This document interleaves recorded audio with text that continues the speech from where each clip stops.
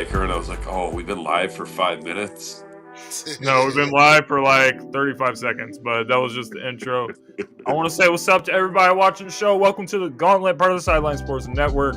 I'm with Jay and Detroit Dom tonight. We got some exciting stuff to talk about on the show. I want to start off the show with one question, though, for all three of you guys, or all three of us guys. If you could pick like one game from your team's history other than like a big game or like a playoff game or something that's like really, really known, games that aren't like really talked about that much, what's the game that stands out the most for your team? Like you just really remember watching this game and it stands out.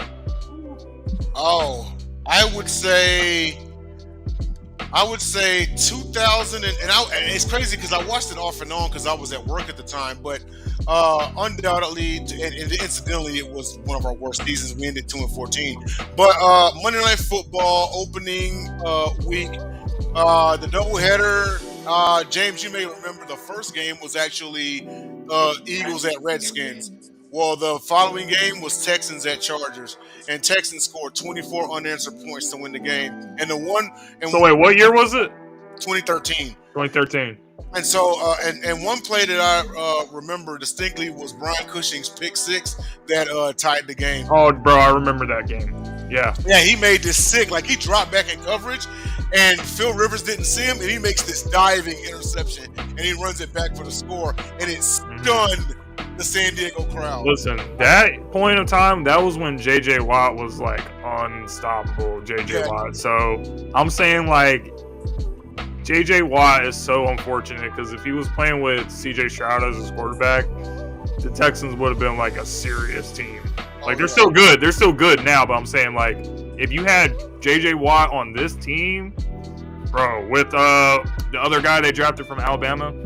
Will Anderson, yeah. Oh, shoot. Will Anderson and J.J. Watt, bro, that would be crazy. But, yeah, I remember the Texans back then. But, Dom, what's your answer?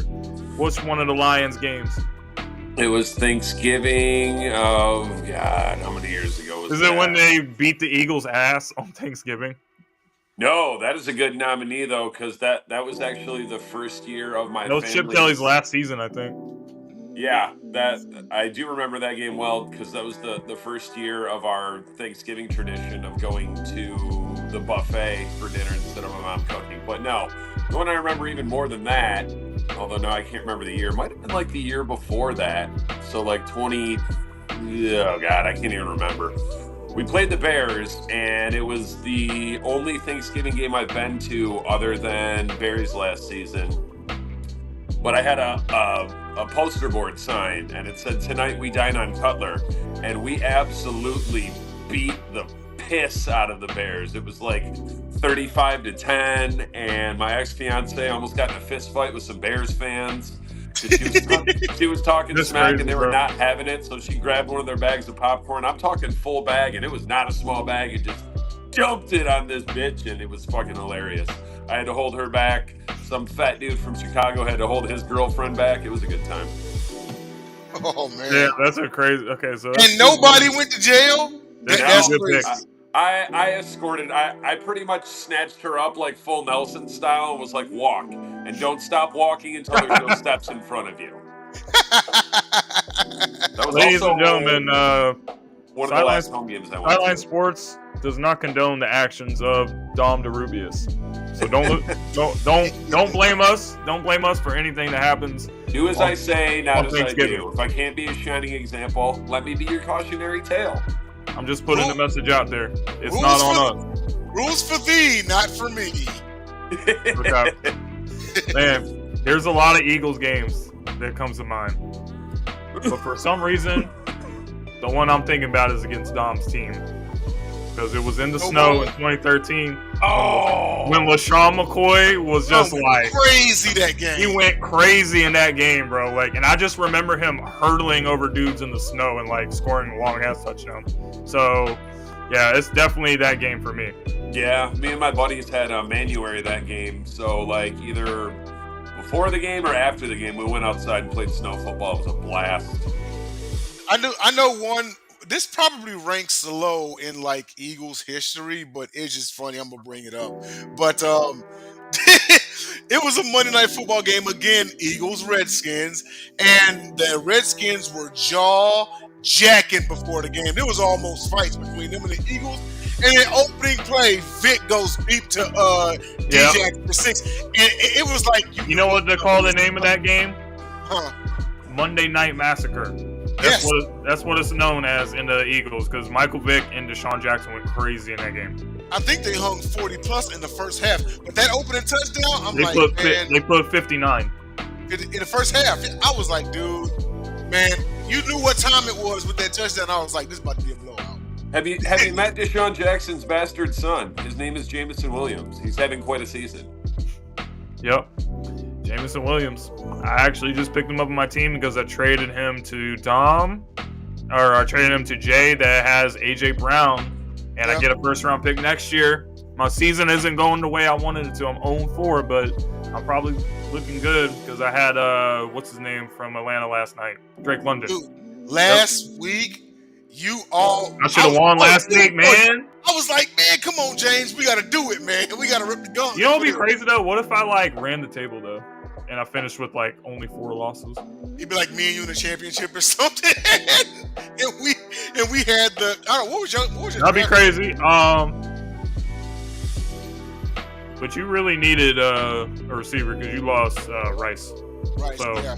I really think we both benefited from this deal. But ladies and gentlemen, speaking about performances, we talked about Drake London last night.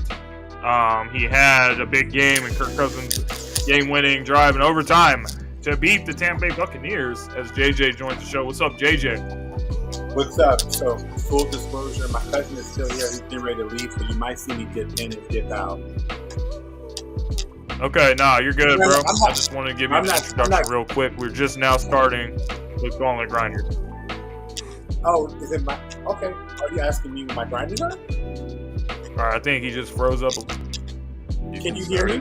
Time for the Gauntlet Grinders, where we discuss what was the top performances from last week. Dom, who you going to put up for this week? NFC, it's kind of a layup. I'm going with the now applicable Mr. Perfect, Jared Goff, 18 of 18, 292 yards, 2 touchdowns, throwing and 1 receiving on the Philly special. That was, man, I got chills when I saw that play starting to unfold. And as soon as I saw it go to Amon-Ra, I was like, oh, please be throwing that to Jared Goff. And I'm like, oh, he's open. Oh, he caught it. But the funny thing is, and you guys probably know about this, Jared Goff has been referred to as Mr. Perfect on Pro Football Reference for 2 years. I have no idea why. I don't think anyone would have referred to him as such prior to them, but as soon as that game ended, I was like, oh, that nickname finally applies. Football Reference is crazy with the nicknames. Basketball Reference is even worse. You go look at Shaq or LeBron James. I mean, both of them have tons and tons of nicknames, but there's a dozen more for each where you'd be like, I've never heard anyone call him that ever. And then AFC, I've got Bengals running back Chase Brown, 15 carries, 80 yards, 2 TDs. He's been used kind of sparingly this year. He's only got just barely over a full game's worth of carries, maybe 35 carries. But he's averaging 6.5 a pop. So the Bengals are probably toast, but between him and Zach Moss, they've got a nice little running back tandem. Absolutely. All right, man. I really don't want to pick a Gauntlet Grinder that was grinding against my team. But, dog, I'm sorry. I got to give it to Baker Mayfield. He was shredding the Eagles' defense. 347 yards passing, 3 touchdowns. He still had a pretty good game again last night against the Falcons. That was a good game, but the Falcons barely won in overtime. Baker is looking good this season, so I hate to have to give it to a guy that was cooking against my team, but man, that's it, man. You gotta take, as a fan, you gotta just take the blows. You gotta take the blows, but I still think it's early enough that the Eagles can still figure out stuff and get better. So I hope you don't gotta worry about Dallas. I hope they are better. I hope they are better than after the bye week. AFC. I really don't want to take JJ's pick, but listen, bro. how can it be anybody but Derrick Henry after that performance? Exactly. Destroyed the Buffalo Bills, which I was like, the Ravens are not going to win this game. No way they're going to win this game. Are y'all asking? Can y'all hear me now? Am I free? Yeah. So JJ, you came in at the tail end, but I was just giving Derrick Henry gauntlet grinder. And I'm about to say, how is he not the gauntlet grinder? How is he not? How it can be anybody but him? I don't know. But yeah, I really did not think the Ravens were going to win that game. I thought the Bills were really on a mission and trying to say we're the best team in the AFC. And after that performance, you can't really say that because Ravens dominated the game. So Derrick Henry gets it, and Baker Mayfield for me. Can I go? Yeah, go ahead. I already knew we were going to beat Buffalo. I'm not even going to lie to you. I didn't know we could beat them that bad. But when I saw the first run, I was like, yeah, we about to rock these dudes. Because again, when I looked at my squad could have won both of the games that they lost. So it's not as if the team was struggling to get to that point. They were already a team that was doing well. And both teams, we were one toe away, and then both Oakland had to come back from like 16 points down. So when we got to this Buffalo squad, and when I sat there, I was like, it's a night game. We're wearing all black. Lamar in prime time. I think we got this. And then when Derrick Henry, the gauntlet grinder for me, off the 87-yard run, I knew what's up. And then what Derrick Henry said afterwards, he said, this is why I came here. The culture, the standard, we just go to work, offensive line, you guys were getting killed, but y'all kept working. He's like, that's why I came here. And so that let me know that's why my grinder, because again, people are mad that he didn't get 200 yards, but I promise you this may not be the only chance he has a chance to get 200 yards this year. We've definitely seen him get it before. And JJ, before you continue, I just want to add that no one is really talking about how fast Derrick Henry has adapted to that offense, because what was the biggest criticism that we heard? Derrick Henry is not going to get as many yards because he belongs in an offense where the quarterback is down under center and handing him off the ball. He's not going to get as much production from the shotgun or the pistol. Dude, it's like nothing changed. Because again, I don't care what. Okay, to your point on that, and I'm going to get to my grinder because I know everybody's going. As long as you have Lamar Jackson, the running back's going to thrive. As long as you have Lamar Jackson as your quarterback back there, with that threat of him, any running back is going to thrive. Any running back is going to be plugged in and do some type of damage. The only thing that's different now with this team from the first 2 weeks is that offensive line is together now. That offensive line is figuring it out. But I digress because we've been talking about them. It goes without saying. My team is now. Just one last thing about Derrick Henry, something to keep an eye on. He is 118 yards away from 10,000 career rushing yards. Just wanted to put that out there. So maybe he gets it in the next game. He might. No, he's even exceeding what I thought he was going to be, because I read up before we're going to treat him like Gus Edwards. But he's even becoming more than what I thought. I will say he's making my prediction of his season right, because my friends laughed at me when I said he has a chance to get 18 total touchdowns, and he has, I think, 8 now or 7. He's doing well, but we're doing this, and our guy Keaton Mitchell isn't back yet. I cannot wait till he gets back so we have that 3-headed monster of Keaton, Justice there.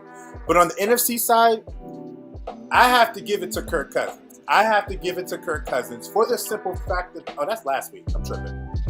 Last week or this week? Are you talking about last night or last week? Okay, it can't be last night. It has to be last week. You're right. So last week it was going to go to I have to give it to Sam Darnold. Even though they had slipped up at the end, he looked good. He looked very good. He grinded.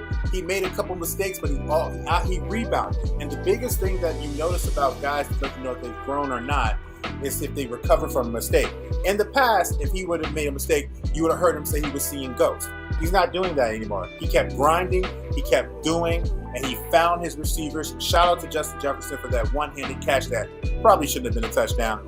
But the way it was placed was from Sam Darnold. So he's my grinder right there, because he is the reason why there's a reason why he's the favorite for comeback player of the year coming in, and why he's the number 1 favorite now. Mm-hmm. Facts. So Jay, who is your gauntlet grinders for last week? So my AFC Gauntlet grinder, I got to give it to my quarterback, CJ Stroud. 27 of 40, 345 yards, 2 touchdown passes, 110.9 passer rating, led a game-winning drive and threw the go-ahead touchdown with 18 seconds left in the fourth. And the biggest thing that stood out about this game is CJ Stroud overcame his own freaking offensive line, who tried their best to lose the game, but the Jags handed it right back. Stroud said, "Screw it, we're gonna go win it." 12 penalties, 93 yards. Every time I looked up, it was a flag. Hopefully, D'Amico Ryans got in that O-line's ass and is like, "Listen, number 17 for the Bills is coming to town this Sunday, and we can't be having none of that noise." But Stroud, good on him for overcoming all odds, including his own team in the one game. My NFC grinder is going to be K9 himself, Kenneth Walker III. In a loss versus Detroit, but 12 carries, 80 yards, and 3 touchdowns is nothing to sneeze at 6.7 yards per carry. Now, had he been kept getting fed the rock, would he have topped 100? Yes, but Gino was finding himself having to throw. After all, he did throw for almost 400 yards. No one talks about on 56 attempts at that. It really was a shootout out there in Detroit. But Kenneth Walker III, he kept them in the game. You figure they scored 29 points and Kenneth Walker scores your touchdowns, or 3 of them touchdowns, then he helped keep them in the game. So shout out to K9 on that one. I feel you, man. So I think this concludes us for the Gauntlet Grinders. When we get back, guys, you know what time it is.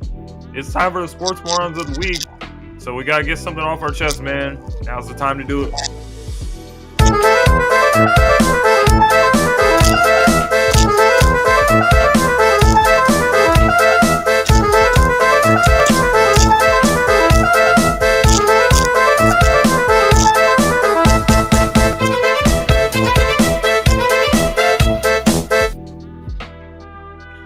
All right, guys, you know what time it is. It's time for us to look at the dumbest people, the dumbest things, the dumbest takes that we've seen. It could be from something you've seen in the media, something you've seen posting, somebody's take, talking to your friends at the bar or whatever. Somebody just said some retarded shit about sports. This is the Sports Moron of the Week. Who wants to start us off? I'll go real fast. I can't say I've seen the tweet from any reputable source. It's like a fake Adam Schefter tweet. It's some clowns called NFC North News. But all these fools saying that the Lions are close to completing a deal for both Davante Adams and Max Crosby. No. And no. First of all, bro, this is not Madden. Let me start with Davante Adams. Don't need him. Don't want him. You guys would be better with him. Can't really afford him. Oh, sure. Would we be better? Absolutely. Would our cap number straight be better? Up trade. Straight up trade. I want to ask you this question. The Raiders get St. Brown, you get Adams. Absolutely not. Why? Amon-Ra St. Brown's like 25. Davante Adams is like 31, 32.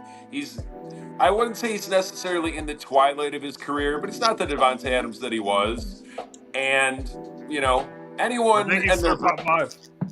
It's borderline. He might still be top 5. Anyone and their brother should have known, could have known, would have known, did know that going to the Raiders was not a good idea for him. And then, surprise, surprise, 2.5 years later, he wants out. Any of y'all watched that the receiver show with Davante Adams? That dude, he was fed up last year with that team. And now Derek Carr's gone. Yeah, we can't afford to add that number to our cap. I can't imagine that our GM would be willing to part with the draft capital to get him, and we don't really need him. And then Max Crosby, I would love for that to happen, but again, can't part with the draft capital. Our GM, great at drafting, decent at signing free agents, but he holds on to those draft picks like grim death. I've never seen that man trade anything more than like a 6th or 7th rounder for a player. He'll make moves and swing up and down in the draft, but he He is known for not parting with draft capital to make trades. He doesn't even like signing big free agent contracts. So as much as I would love Max Crosby, it's not happening. He's a beast. Okay, fair enough. That's Dom's Sports Moron of the Week. Anybody else got one? Jay or JJ? I didn't have one. Oh, I will say this. And it kind of goes back to earlier the grinders and stuff. The analysts, if the call out I have is the analysts who are sitting here have said, I'm glad the Ravens finally figured out how to use Derek. No. We signed him. We know what you need to do to use that guy. And I'll say it again. The offensive line got together. That's what you see. It's not that the Ravens don't know how to use nobody. He chose to come here. And I think you can look at this team and realize that you don't need to question whether they know how to use somebody or not. Because we know how to bring guys out and their strengths. Because if that's not the case, why is Patrick McQueen getting killed in Pittsburgh but was great over here? Why is Geno Stone getting killed in Cincinnati but he was great over here? So when a player comes to this squad, to this team knows what they need to do. They know how to figure it out. And for you guys, for people to sit here and say you finally figured it out, no. It wasn't that we didn't figure it out. It's the offensive line. Don't worry about this team over here in terms of how they need to figure something out or what they need to do or whatever. We know what we need to do. I think you guys have been using him properly since week 1. I mean, he leads the fucking league in rushing yards. Bingo. We always were using him, but if you look at the first 2 games and watch the offensive line, look at the last 2 games, watch the offensive line. There's your answer. Your O-line play has definitely picked up a lot the last 2 weeks. There's your answer. So at the end of the day, people, I'm calling you out because when it comes to this team, there's only one thing that should be asked is, how far can they go? It's not whether do they need to get this, do they need to do this. This team knows exactly what they need to do. They've proven it year after year since Lamar has been in this league. I don't think I've seen Lamar lose more than 6 games in a season since he's been in the league. This team knows how to do this stuff. So when you say Derrick Henry came over here, and I said, Derek said it, that's why I came here. Because you're saying your new unofficial slogan for the Ravens is "Don't worry about us"? My unofficial slogan is, I guess you could say that because everybody has an opinion about my team. Everybody has an opinion. If you know what they say. My necklace or my neck chain, hey, y'all need to do this. Hey, y'all should do this. And I'm like, worry about your team. You know what they say? Winners focus on winning. Losers focus on winners. Exactly. And again, I'm not worried about my quarterback because when the way he handled Marlon Humphrey on the IG Live let me know he's where I need him to be. And that's what everybody just leave us alone. We're okay here. We're good here. All we're focusing on is just like Dom said, the next game and building and building. No more commentary from Jay. You don't usually have a response when people have sports morons, bro. You seem quiet tonight. JJ pretty much said everything as far as the Ravens. I mean, just like I said, I said it. What was it? It was either on Picked Off or a Gauntlet a couple of weeks back. But JJ, y'all heard me say it. You don't want that team in Baltimore to get it together and start running. Now we're talking about a team that should be 4-0 for all intents and purposes. But coulda, woulda, shoulda. Time moves on. This didn't have to take until week 7 or week 8 or is the Ravens gonna make the postseason? No, they got it together quick. What's the name? Sorry to cut you off because I have a friend that wants to watch the show. What's the channel that it's going to be on? Philly Sports Media? Gauntlet Sports Media, or actually James Tatum, which is me. So just James. Sideline Sports, YouTube. James Tatum, YouTube, and then Gauntlet Sports Media is on Facebook. So Sideline Sports, all one word on Facebook, on Instagram. I mean on YouTube. No, it's Sideline Space Sports. Sideline Sports. So you guys can tune in on all 3 of those. Wherever you guys are watching, appreciate you guys for watching the show. I will have to give my sports moron as well, which involves my team as well, but in a different way than what JJ is talking about. Listen, it's not time to give up on the season. So to all the Eagles fans that's like going to the ledge, get off the ledge. We are not, trashed yet.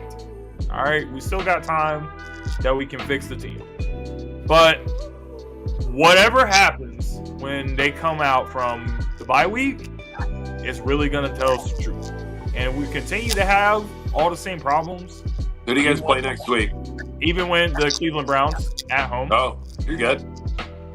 AJ Brown and Davante Smith and all these players that have been out. Yes. And I'm bringing this comment up from Grizz as well. This is the point that we need to make from the first 4 games.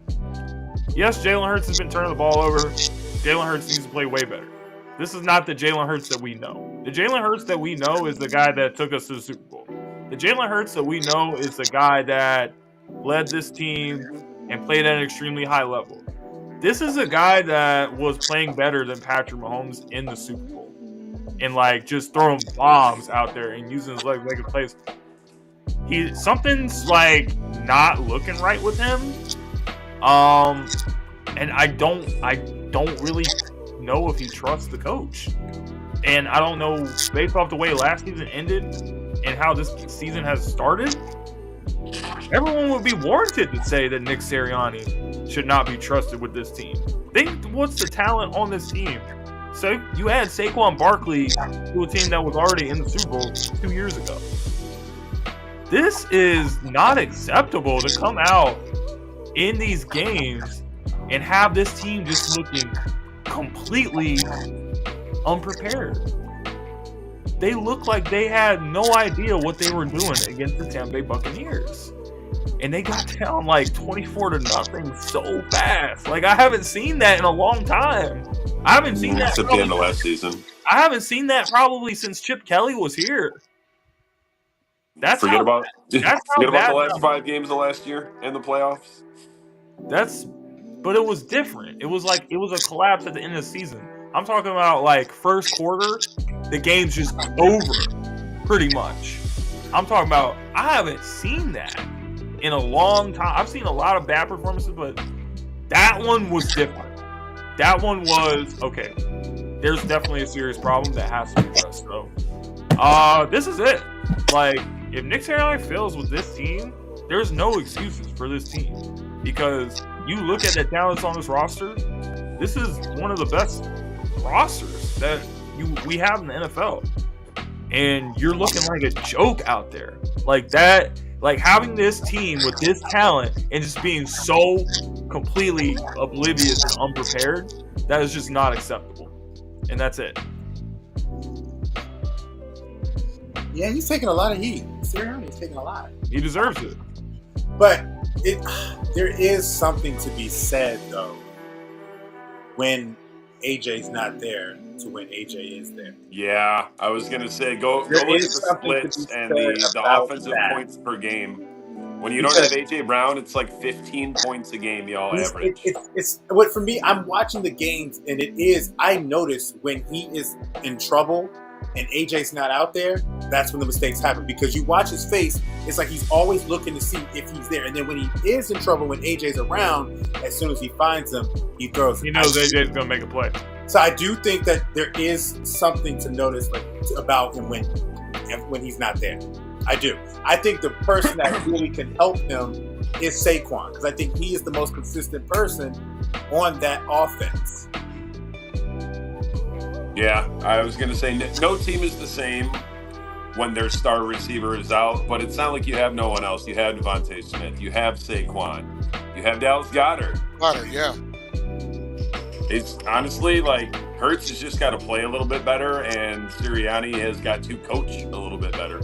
Yeah. A lot better. So from the outside perspective, before we move on to the next topic, I just want to ask you guys, yes or no, do you guys think that the Eagles are going to figure out this season?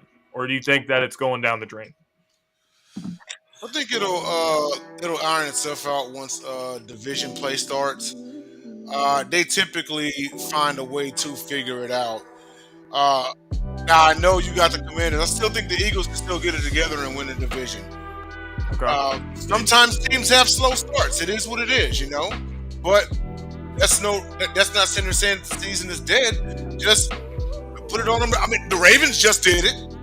They turned it around real quick in 2 weeks. The Eagles can do the same thing. Go ahead, Don. Sorry. Yeah. No, the season's far from over. We're not even a quarter of the way into the season with the 17-game schedule now. Washington, like I've said since the preseason, is a threat. And you never know with Dallas. They'll probably hang around at least for several more weeks. So I don't think it's going to be a walkover by any means. But yeah, the Eagles are way too talented to just fall apart now. I do think there's understandability for cause for concern because I think it could be smoothing out, but I don't think it's going to be smoothing out to the way that people are expecting when you say smoothing out.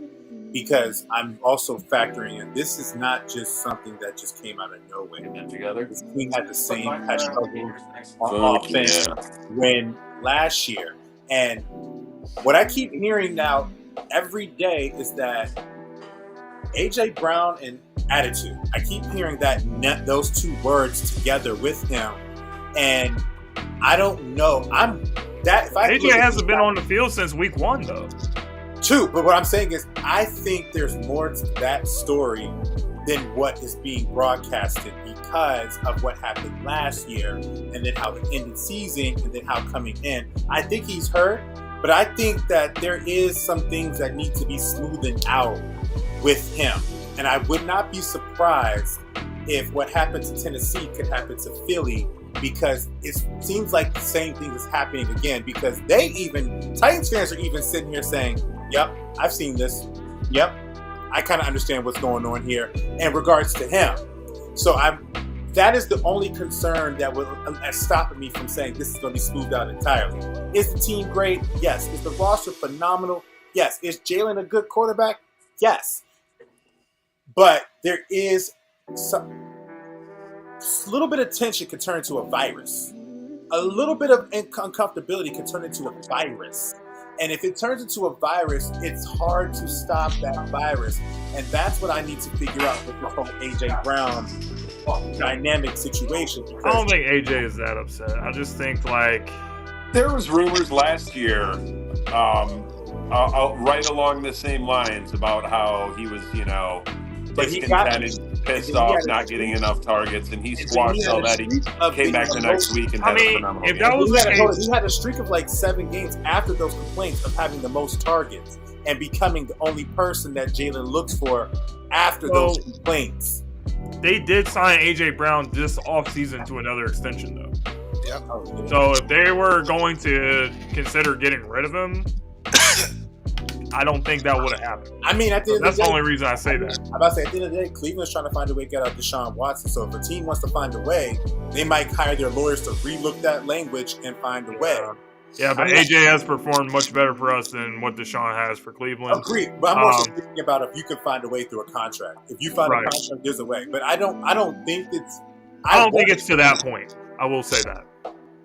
I will say that you guys. I will say the division's wide open. Sure. Really wide open.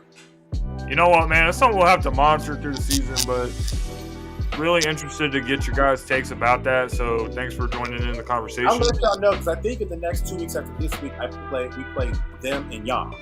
I think we play you guys later this season. I can't remember when we play, but I think it's actually in December when we play the Ravens. It's at the Ravens, so that will be a very big game between Jalen Hurts and Lamar Jackson. But guys, when we get back, Davante Adams trade request and the best landing spots for Davante, we're going to have that debate when we get back.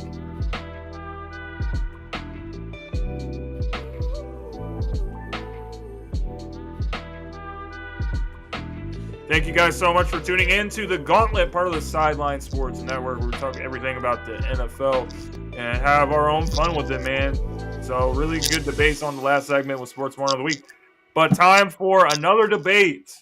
Davante Adams has finally broken his silence, stating that he doesn't want to be a part of the Raiders anymore. He wants to be traded. Adam Schefter saying it is down to 2 teams that he really wants to play with, which is the New Orleans Saints and the New York Jets, highlighting his history with both quarterbacks that he both played with. What do you guys think about these destinations? We can start with that, and if not one of these two, is there another team that's not really being talked about that's in the mix, but you can also see him going there? Jay, I want to start with you. What is your answer to the question? I would rather. I mean, either way he goes. If it was Saints and Jets, he'd be good. Me personally, I would rather the Saints, because even though if he goes to the Jets, he'd be reunited with his old quarterback. How many years does Aaron Rodgers really have left? I think Derek Carr actually has more years ahead of him than Aaron Rodgers does. Also, realistically,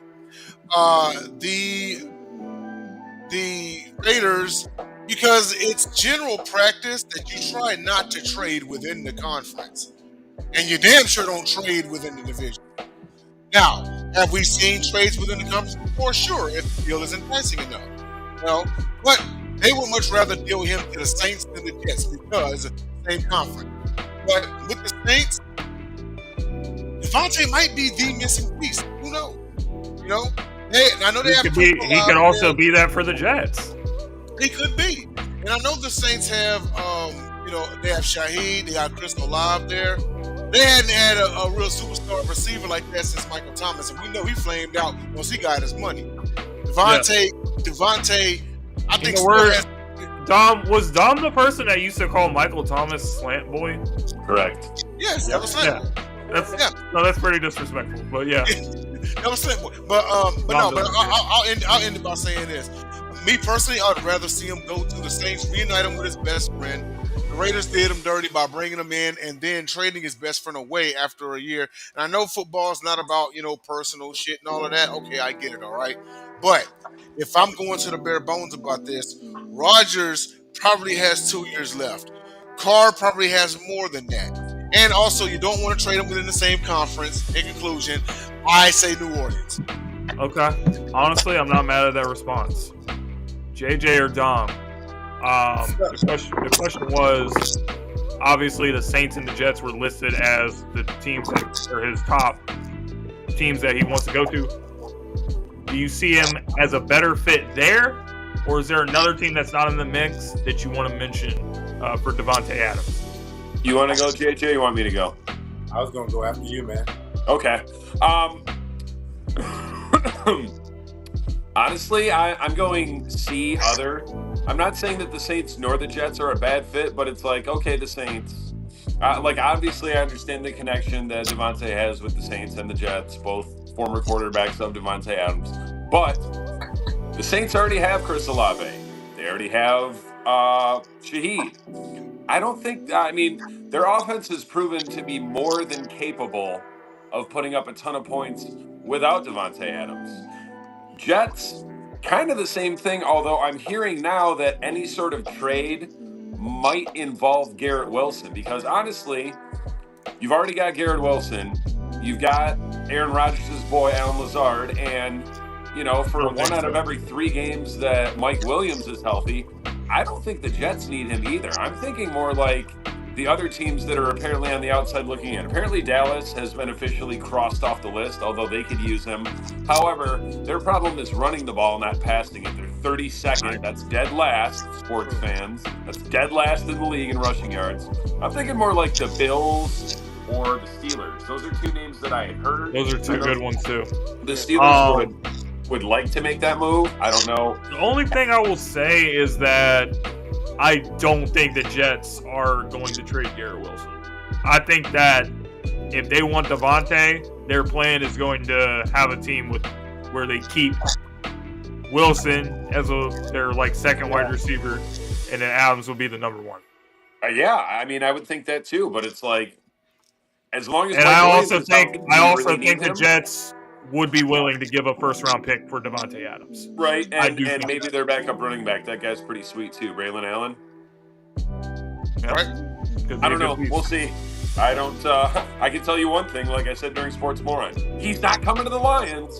But I definitely like both of those answers. The Bills and the Steelers also good destinations. But JJ, you wanted to chime in. What do you think? So I'll be honest with you, James. I actually think so. Part of what also bothered Davante was not that Derek Carr was just traded. They don't have a winning culture. They don't have that drive to be great. So when he wants to win, that's why I can see the Jets, because he's not trying to be there for the Aaron Rodgers the rest of his career.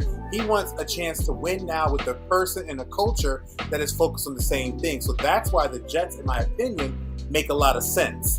He's not trying to be, he knows Aaron Rodgers at 41 or so, or 40 years old. He's also getting up in age. For him, it's about winning.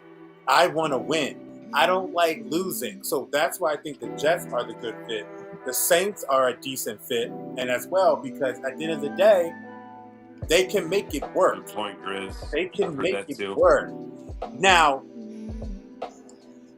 Washington, I'm glad it's interesting you said that, because I think it's just the buzz of everything that's going on here. I will say, and I love the potential of this kid, but like I did with my own quarterback, and like I did with any other quarterback that's great, this is a great start, but anything could happen. RG3 had a great start. Andrew, a couple people had a great start, and it just doesn't go. Does he look good? Yes. If they do that, then maybe. I will say this in terms of what Dom says, because my team has been thrown around about here, apparently, and I will say this, and I have to make one thing clear. The Ravens never called about him. The reason why we are in the mix is because he has always said he enjoyed watching Lamar. And then he had to post Edgar Allan Poe today, and he had to post an Edgar Allan Poe quote, because he just started following Lamar Jackson on Twitter too. And that's all I'm seeing on my Facebook from Ravens fans. And I'm sitting here saying to myself, until you guys need to, if we get him, great. Am I thinking we're getting them? I don't think so. Do I think we need them? No, I don't think so, because I think this team is pretty talented on its own. It's just making sure they stay focused all the time. But again, I remember the Namdi sweepstakes.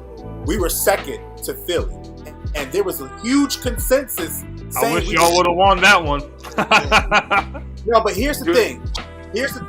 Actually, no, not y'all were number. The Jets and us were the total-unquote top two teams that were supposed to get them, and then Philly came and snagged them and went through their whole free agent signings. So I have seen. We should let y'all have them. I've seen, maybe, but you guys didn't play him in the right position. But I will say, in terms of this, because I've seen that, I get it. He's doing this. He's doing all this great stuff. He's doing everything like this. But it doesn't. Maybe you think this, but what's going to happen is, this is how my fan base does. Maybe this is for everybody's fan base. Let's say we get them. They're going to talk so much trash. They're going to talk so much trash to the league, talking about we did. I've seen it now. If we get them, it's over. It's over. But if we lose this year, everybody going to be sitting there now mad at the world and stuff. It's like, number one, this ain't Madden. This ain't Madden. This is a real situation. And at the end of the day, one thing my GM is known for is numbers. If the numbers don't fit, I don't care how much you want the guy, how much he's great, he can't do it. If he can't do it, he can't do it. And so the numbers aren't fitting right now, because Davante wants an extension, or I think he's owed $32 million or something. There's money that has to be paid to this guy every time. Yep, and that's why it doesn't make sense on the Lions, the cap number. Bingo. Me and Dom, our teams are good. Our teams are set. Our teams are good. Dom, you can agree. Our teams have everything we need. There's nothing that we really need. We definitely need a based off of to address Grizz's comment, if Davante Adams ends up on the Chiefs, I quit. I will become a Saskatchewan Rough Riders fan. It makes sense too. It makes sense too, because two guys that they were expecting to have heavy contribution. Based off what I'm hearing, though, JJ, you're more leaning towards the Jets being the best destination for him. I do. I'm leaning towards them. So I think if he does that, they're in win now mode. That's what he wants to be in. Aaron Rodgers doesn't care about. I haven't heard that man say Super Bowl since he became a Jet. The only thing I've heard is, I think I can win an MVP. He can win a Super Bowl with the Jets. there's an opportunity. It's the Jets. If I were the Jets, I would be trying to go all in. I wouldn't care about giving up a first-round pick. I wouldn't care. I would give it up, and I would get Davante Adams on this team and put him with Garrett Wilson. All that and put him with Garrett Wilson and put him with Breece Hall and Aaron Rodgers. Something else. And they have a chance. Anyone a first-round pick. And they have a chance as well with that defense. They also have a good defense. A great defense. They got Sauce Gardner, who's one of the best in the game. They got an elite defense. And they got a defensive coach. So I have no concerns about the defense. The offense, you got to have more power. If you're trying to win the AFC is not going to be easy to win. You got to have the most power. And this is a move that will give them more explosive power with a quarterback that's one of the best of all time. So the Jets probably not going to have another chance like this to go compete for a Super Bowl after Aaron Rodgers is gone. Like, they're going to be rebuilding for a while, you know? And the Jets also, if you look at their history, this franchise is not really a franchise that has these type of opportunities. Right. Yeah. So I'm not too sure what JJ was saying. You gotta do it now. You gotta capitalize now, because the Jets were in the AFC Championship.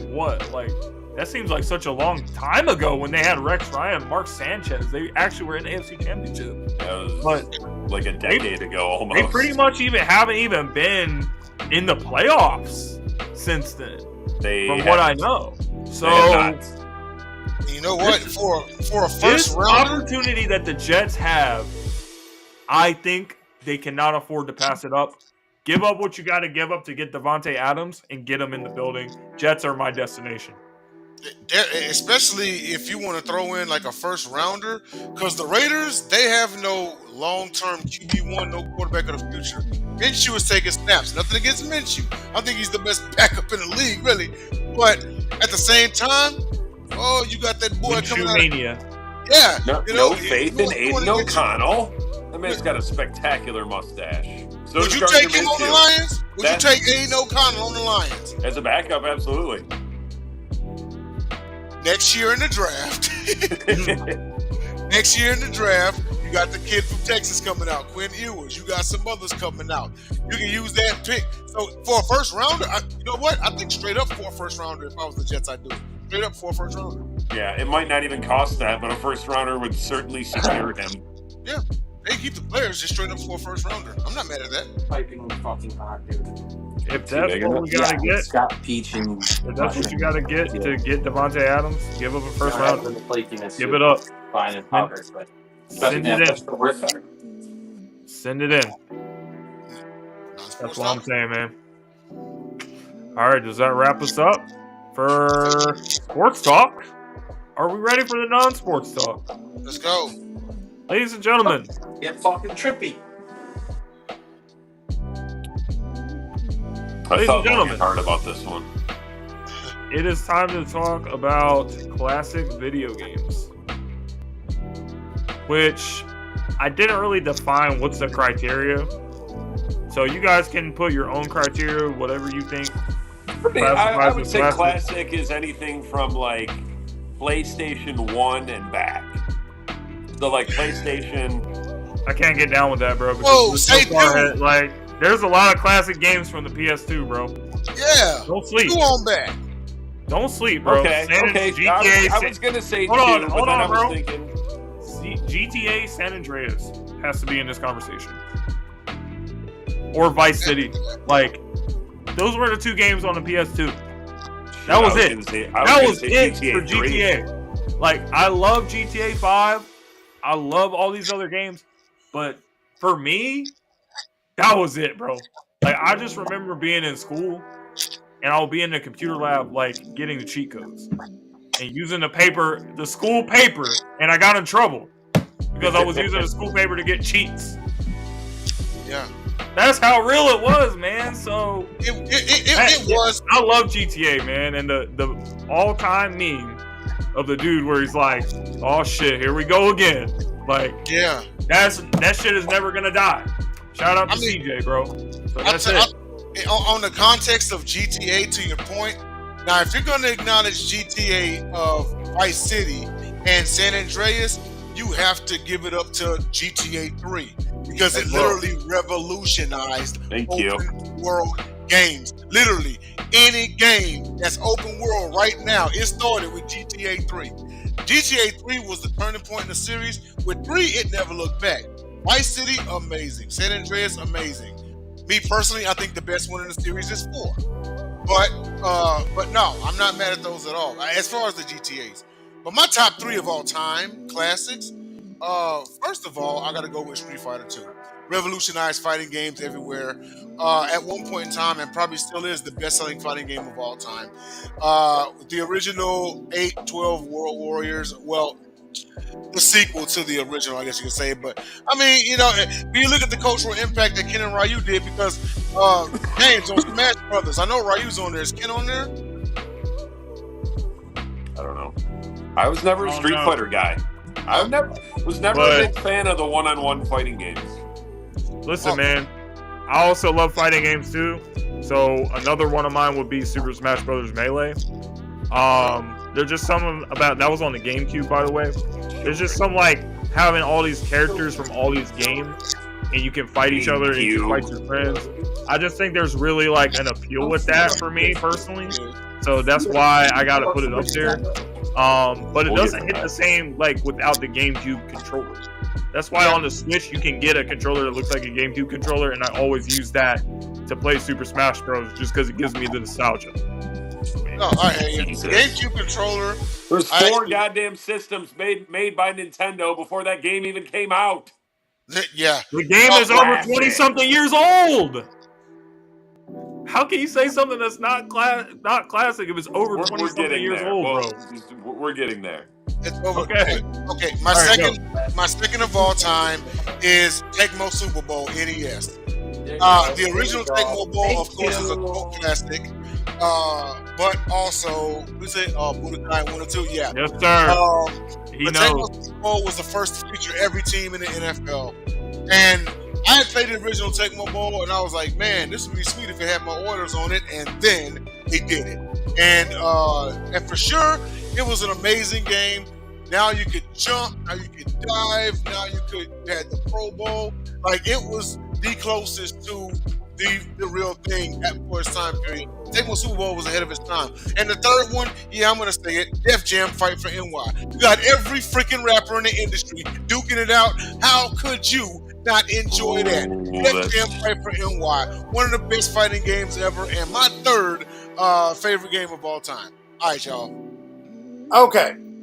So, first, shout out to my boy, Terrell. He's watching. I haven't had a chance to get you on here. Terrell, he's a Commanders fan, but he don't really pay attention to sports like that. That poor man. But shout out to him on that. That's happy.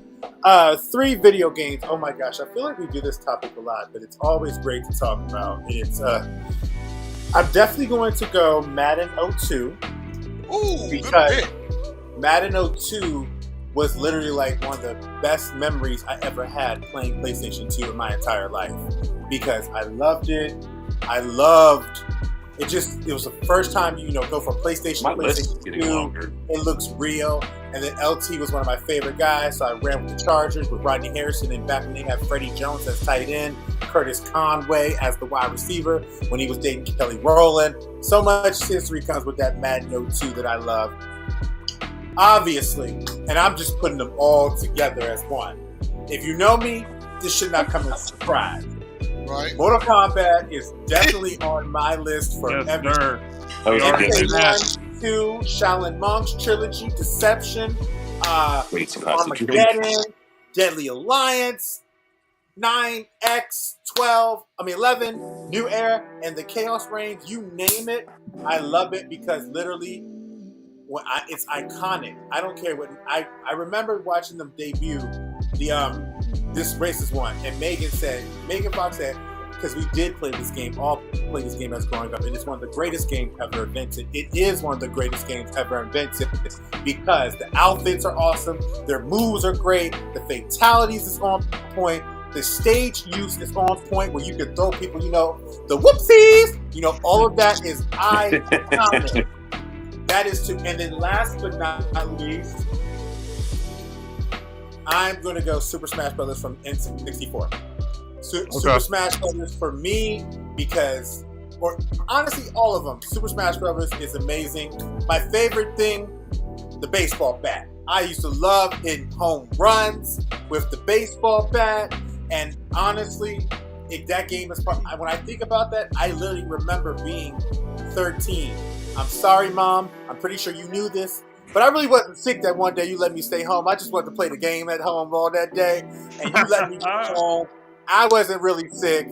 I wanted to play that game because I stayed up longer than I should have and I was tired.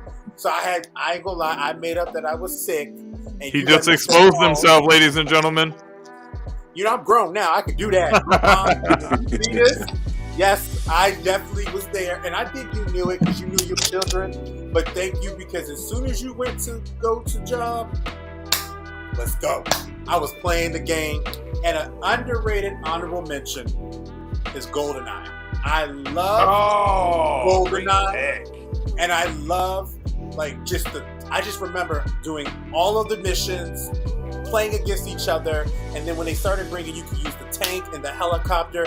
Man, we used to go all night. I used to be a sniper, where I would find a helicopter where you can't find me and just nuke you all over. Just nuke it all over. And literally, and remember that snow one? I just remember seeing, and all the people, you see the actual look on the game, but the Odd Job, Littlefinger, Svetlana, all of them, everyone, and 007 is an honorable mention for me too. Sweet. Who's yours, Dom?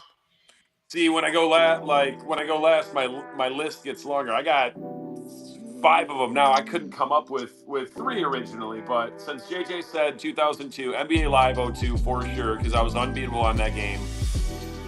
I could play with any team and beat you with whatever team you took. It didn't matter. I would run with the Grizzlies, the Clip Show, the Nuggets. Didn't matter. I'm sure live tournaments were a thing back then, but I was not plugged in back then like I should have been because I was unbeatable. People didn't even want to play that game anymore. Also, GTA 3, me and about 5 or 6 friends beat that game collaboratively with someone playing around the clock in 6 days. But no, the real list, let's see. We'll start with one game that I'm pretty sure only me and Jay were alive to play when it came out. Jay, you might not even been because you were a couple years younger than me. Nintendo Double Dragon. Of course! Yeah! I had 1 and 2. I didn't beat that game until I was 19 years old. That game came out in 1986. Yeah. Could not beat that motherfucker till I was 19. I was like, oh, you just go diagonally up and down the screen so you don't get What was it shot on by the NES? machine gun. Yeah, the NES. OG NES, yep. NES. Genesis, NBA Jam Tournament Edition, for sure. Ooh, I had the SNES version, but go ahead. I still have the cheat code book. That shit was a hardcover book with all the cheats. You get all the mascots, Will Smith and DJ Jazzy Jeff. Yep. And then Super Nintendo Mario Kart. That's to me that's as good or better. That's a nice lineup, bro. As good or better than N64 Mario Kart. Well, let me ask you this, Dom, since you brought him up. Who would you say is the fastest driver on that Mario Kart? Toad or Yoshi? Toad. Bro, y'all sleep on Donkey Kong. I'm pretty sure. Don't sleep. I'm pretty sure Toad, because it was the way they were lined up on the screen, they had the same attributes. Mario and someone were the same. Mario was a real roundabout. Now Princess Peach was pretty fast too. Right. I feel like the best combination of speed and maneuverability was Koopa Troopa. And that was the only, until you get way later down the road, that was the only game. Koopa Troopa was not on N64 Mario Kart. But that was my guy on SNES. I didn't even have SNES. I remember the best it was Christmas vacation of 1997. And I was sick as fuck for the whole vacation. And my boy felt so bad for me. He dropped off his Super Nintendo and the Mario Kart cartridge so I could play that shit while I was on my deathbed or death couch, That's as awesome. it were. The best part of your 64 is that you definitely knew all the cheats to get ahead of everybody. You had to be careful because if you did mess it up, you would start back to square one. Like there was one there you were going through, I think the deserts or the canyon. You could cut through the train track and get to the other side. Oh, yeah. Peach's Castle, I think you could cut through the train. You could jump off the ledge on Rainbow Road and skip over like 2/3 of the track. Yeah, as long as you land on the other one. As long as you land on, it's like that little loop-de-loop. As long as you land on the other side of the rainbow, you're good. Yep. Bowser's Castle was the hard one for me a little bit, but then I figured it out. Yeah, guys. So definitely a lot of good choices, man. I got a question for you guys, and I just want to know. Before we do, have we all watched Rick and Morty? No. Yeah, I have. I've heard about it. Obsessed with it. Okay, so then I'll leave it with just Jay here, since you guys aren't really then. I saw who would win: Reed Richards or Rick Sanchez. And a little all feats. They know everything about each other, and it's on a random Earth. Who is winning, Reed Richards or Rick Sanchez? Rick Sanchez. I was saying the same thing. You gotta go Rick. Peace amongst worlds. Essentially, we don't even know who's Rick's real form. Do you think these characters would have real beef though? Yeah, Both Rick actually does not met. Rick does not like anybody who thinks he's smarter than him. And Reed Richards is one of the most intelligent people in the universe. They would have beef for sure. You know what? As far as intelligence, Reed Richards surpasses Banner, doesn't he? Yeah, he's supposed to be arguably the smartest man. Smartest one in the universe. world. Yeah, he surpasses Bruce Banner. So but the thing about Rick is literally in his mind, no one is smarter than him in anything, like whatsoever. If he's never done it, well, duh, because they didn't ask me to do it. If they didn't ask me to do it, it would have been done right. Like he is so egotistical, and like we said, if you watch the show, you don't really know who's the real original Rick. You don't know, because who I thought turned out not to be. He been killed, came back to life. He got everything. He's always prepared. Always prepared, man. Yeah. We hope you guys are prepared for another great episode of the Gauntlet next week. I want to appreciate all the viewership tonight and the participation by everybody on the team, on the panel. So we will see you guys again next Friday for another episode. Until then. See y'all.